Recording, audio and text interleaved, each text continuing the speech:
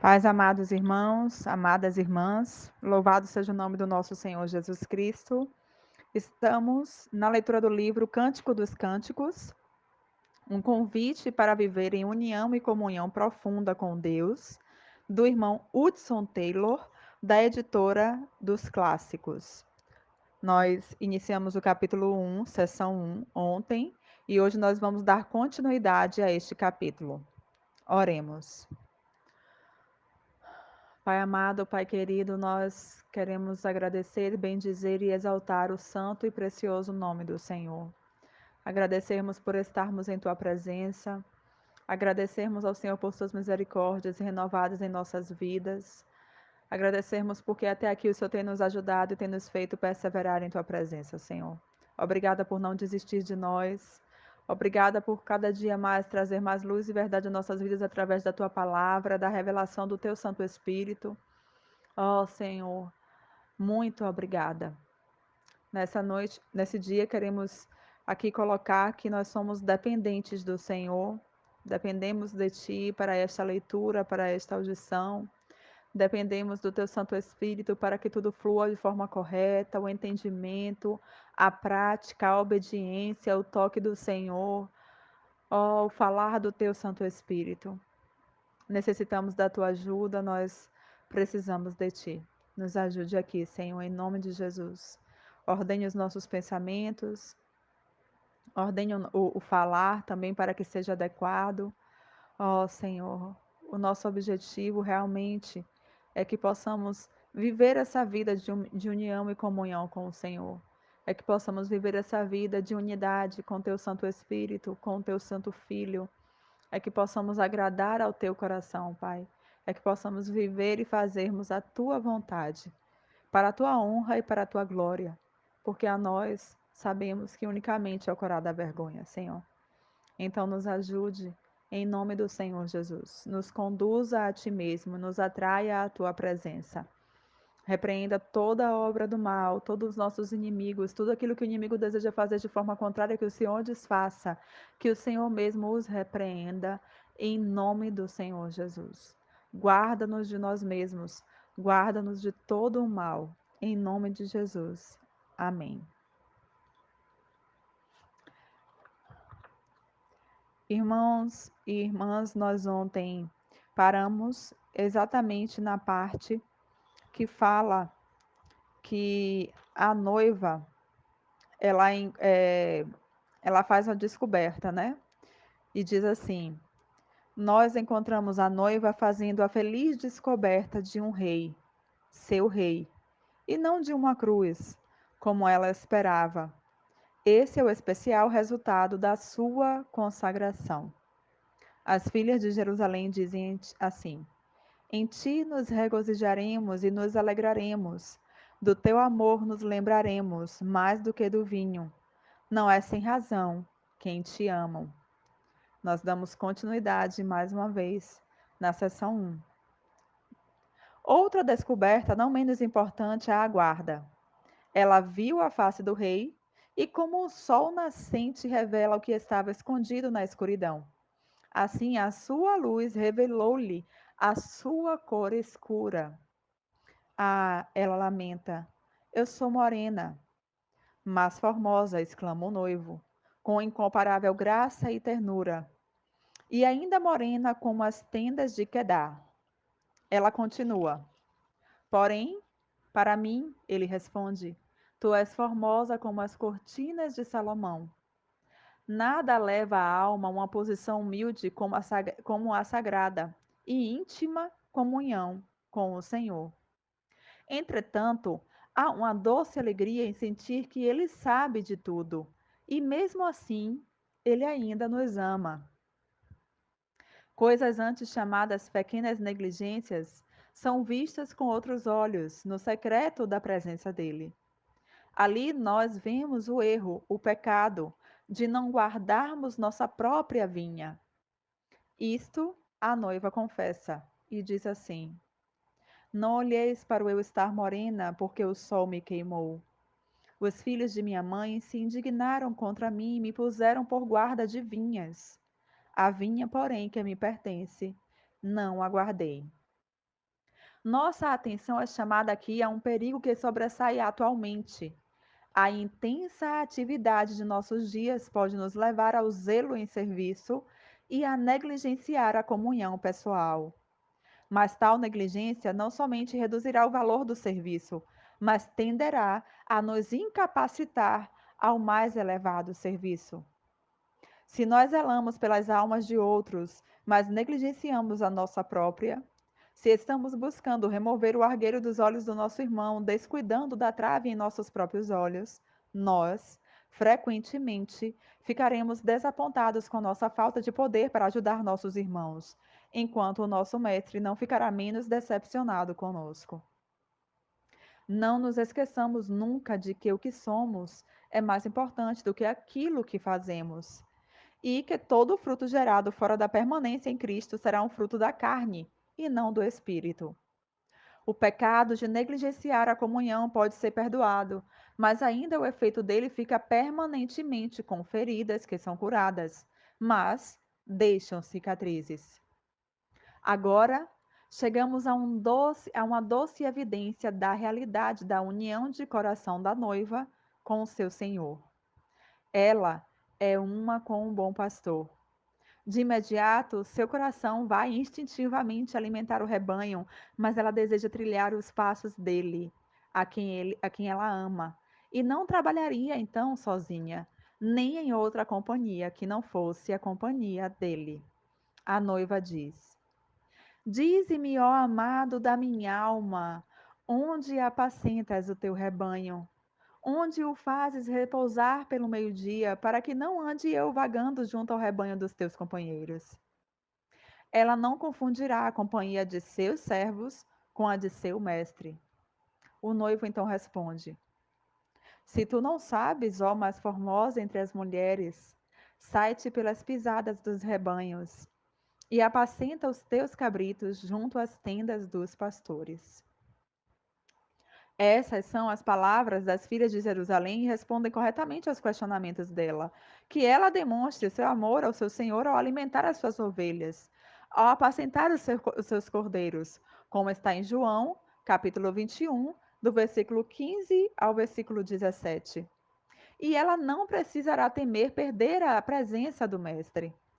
Ao compartilhar com outros pastores o cuidado por seu rebanho, ela encontrará o pastor-chefe ao seu lado e desfrutará os sinais da sua aprovação. Isso será um serviço com Jesus, bem como para Jesus. Mas muito mais doce do que a resposta das filhas de Jerusalém é a voz do noivo, que é quem fala agora. É o fruto vivo da unidade de coração com ele que faz com que o seu amor irrompa nas palavras cheias de alegria dos versículos 9 ao versículo 11.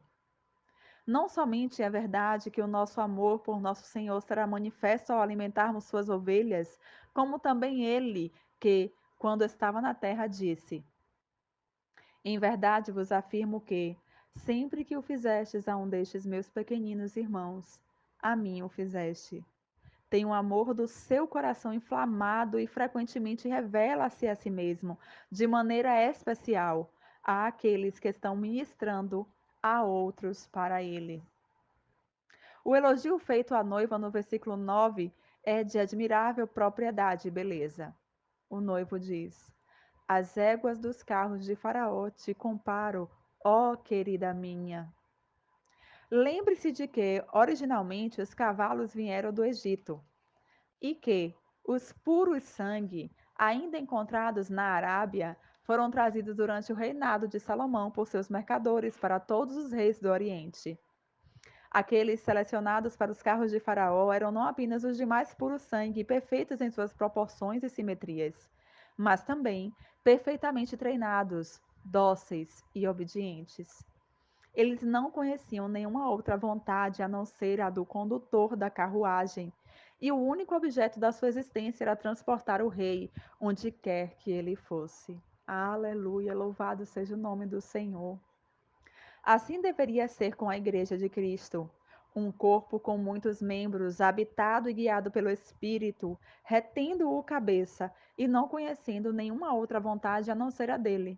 Seus rápidos e harmoniosos movimentos deveriam levar ao seu reino e a se expandir este reino pelo mundo. Muitos anos atrás, um amado amigo que retornava do Oriente pela via terrestre fez a jornada de Suez ao Cairo, na incômoda diligência que era usada naquela época.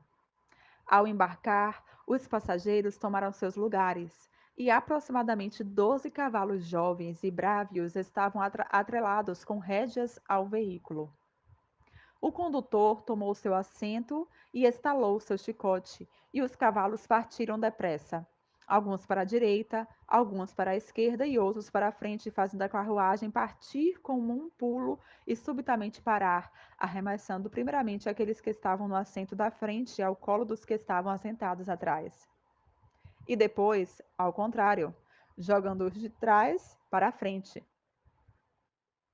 Com a ajuda de árabes competentes que corriam de cada lado para manter os agitados animais avançando na direção certa, os passageiros eram arremessados e golpeados com solavancos, moídos e sacudidos, até que, ao chegar ao seu destino, eles estavam tão exauridos e doloridos que nem podiam ter o descanso que tanto precisavam.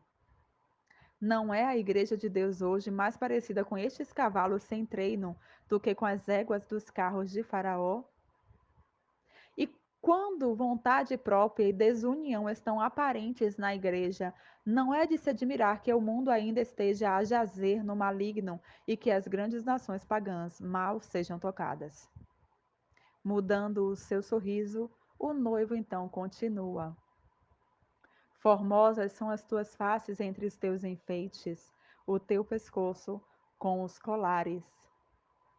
Enfeites de ouro te faremos, com incrustações de prata.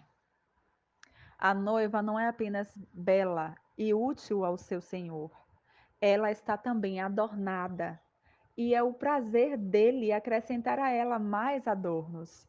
Os seus presentes não são flores perecíveis, nem berloques destituídos de valor. O mais refinado ouro, a mais pura prata e as mais preciosas e duráveis joias são os presentes do noivo real para a sua esposa. E estes trançados entre os cabelos dela aumentam o prazer dele que os concedeu. Nos versículos 12 a 14, a noiva responde: Enquanto o rei está assentado à sua mesa, o meu nardo exala o seu perfume. Aleluia. É na presença dele e por sua graça que qualquer fragrância ou beleza que possa ser encontrada em nós é manifesta. Dele como a fonte, através dele como instrumento e para ele como sua finalidade, é tudo aquilo que é gracioso e divino. Mas ele mesmo é muito melhor do que toda a sua graça que age em nós. E a noiva diz: O meu amado é para mim como um saquetel de mirra posto entre os meus seios, como um racimo de flores que é de rena nas vinhas de Engedi. É sim, para mim, o meu amado. Bom é quando os nossos olhos estão saciados com a sua beleza e o nosso coração preenchido com ele. Aleluia! À medida que isso for real em nós, reconheceremos a recíproca de que seu grande coração está preenchido conosco. Observe então a resposta do noivo. Eis que és formosa, ó querida minha, eis que és formosa. Os teus olhos são como os das pombas. Como pode o noivo de fato usar tais palavras sobre alguém que se reconhece como morena como as tendas de Quedar? E ainda mais fortes são as palavras do noivo no versículo 7 do capítulo 4. E ele diz assim: Tu és toda formosa, querida minha, e em ti não há defeito. Ó Senhor, nos conduz a esta realidade. Encontraremos explicação para isso em 2 Coríntios 3. Moisés, ao contemplar a glória divina, ficou tão transformado que os israelitas não aguentaram olhar para a glória de sua face. E todos nós, com o rosto desvendado, contemplando e refletindo como por espelho a glória do Senhor, somos transformados de glória em glória, O brilho captado da glória do Senhor transforma-nos para a glória, na sua própria imagem, como pelo Senhor o Espírito. Todo espelho tem duas faces, uma é opaca, não refletora e cheia de manchas.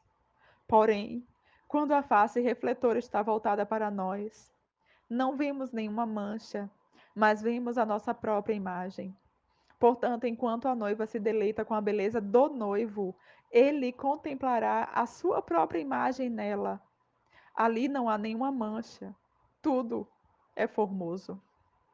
Que possamos todos sempre refletir essa que possamos todos sempre refletir essa imagem, para que ele a contemple e para o mundo no qual nós vivemos, com o real propósito de unicamente refleti-lo. Note novamente as palavras dele.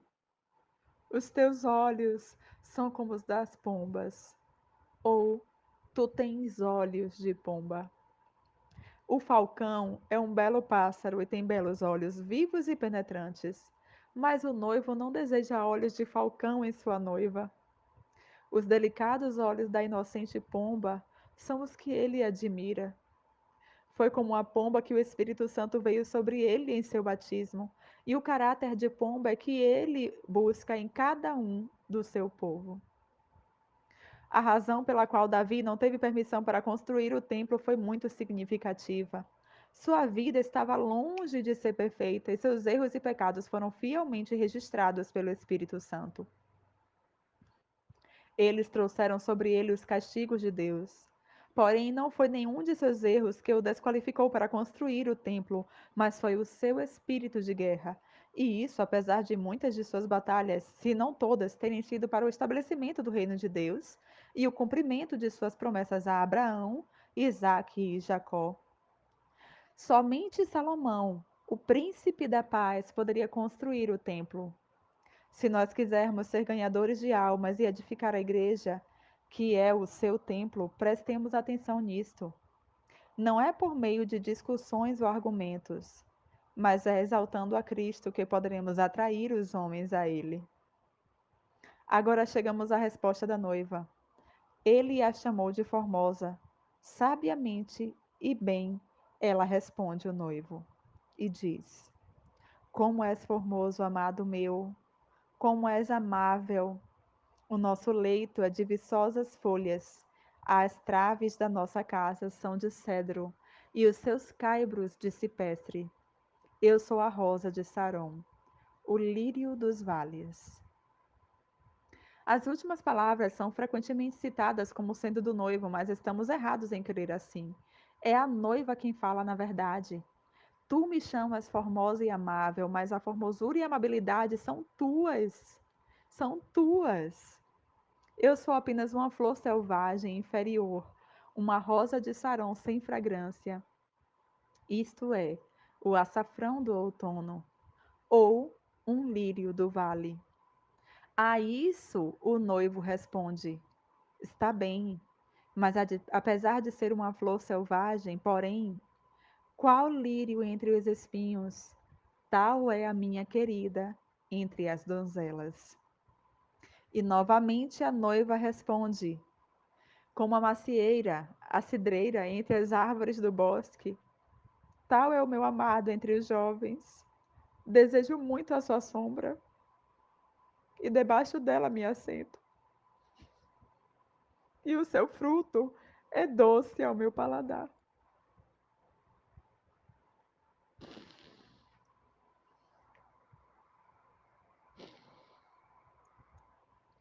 Perdão, irmãos. A cidreira é uma linda e robusta árvore, proporcionando deliciosa sombra, bem como frutos refrescantes.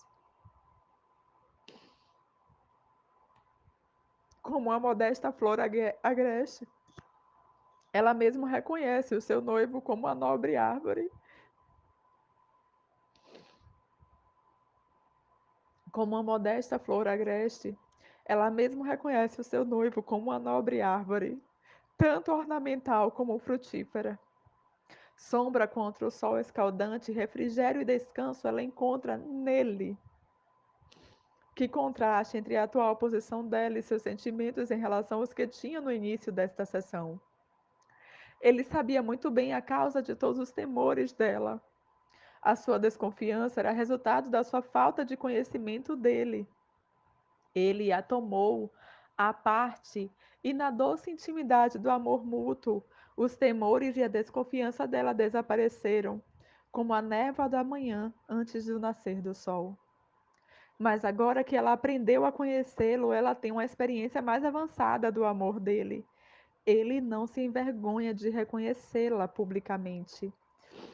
E a noiva diz: Leva-me à sala do banquete, e o seu estandarte sobre mim é o amor.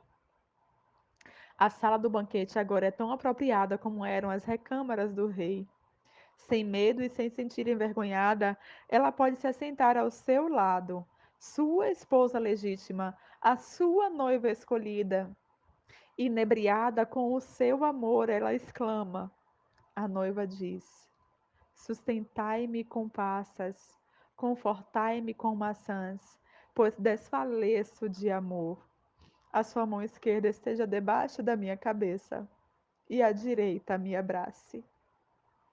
Agora ela encontra a bênção de ser possuída, não mais pertencendo a si mesma. O descanso do coração é tanto um direito seu quanto o seu desfrute, e assim também será para o noivo. E o noivo diz: Conjuro-vos, ó filhas de Jerusalém, pelas gazelas e servas do campo, que não acordeis nem desperteis o amor, até que este o queira. Nunca é pela vontade dele que o nosso descanso nele é perturbado. O noivo diz: Você pode sempre permanecer, se desejar, ao lado de Jesus. No esconderijo de sua presença, você pode se ocultar a todo momento. Não há nenhuma mudança em seu amor. Ele é o mesmo ontem, hoje e para sempre. Para nós, ele promete: De maneira alguma te deixarei. Nunca, jamais te abandonarei. E sua forte exortação em ordem é: permanecei em mim, e eu permanecerei em vós. Aleluia! Louvado seja teu santo nome, Senhor. Obrigada por teu amor. Obrigada por nos amar, Senhor. Muito obrigada. Obrigada, Senhor. Aqui nós terminamos, irmãos, a sessão 1, capítulo 1. Tem um anexo que fala do capítulo 1, de Cânticos, e do capítulo, algumas partes do capítulo 2. E ele aqui cita que o capítulo 1, versículos 2, 3, 4, 5, 6, 7 e 7 são a fala da noiva. O versículo 8 são as filhas de Jerusalém que falam. O versículo 9 a 11 é a fala do noivo. O versículo 12 a 14, a fala da noiva. O versículo 15, o noivo novamente fala. Versículos 16 e 17, fala da noiva. Entra no capítulo 2, o primeiro versículo 1, que é a fala da noiva. O versículo 2, a fala do noivo. O capítulo 2, versículos 3, do 3 ao 6, a fala da noiva. E o versículo 7, a fala do noivo. Só que tem uma nota aqui sobre o versículo 7. O versículo 7, a fala do noivo diz assim: Conjuro-vos, ó filha de Jerusalém, pelas gazelas e servas do campo, que não acordeis nem desperteis o amor, até que este o queira. O pronome aqui não deveria ser este, nem ele, como em algumas versões. Devia ser até que o queira. E amanhã nós então continuamos no capítulo 2, seção 2. Que o Senhor continue nos ajudando a tocar nele, na presença dele, e recebermos da parte dele aquilo que ele deseja. Em nome de Jesus.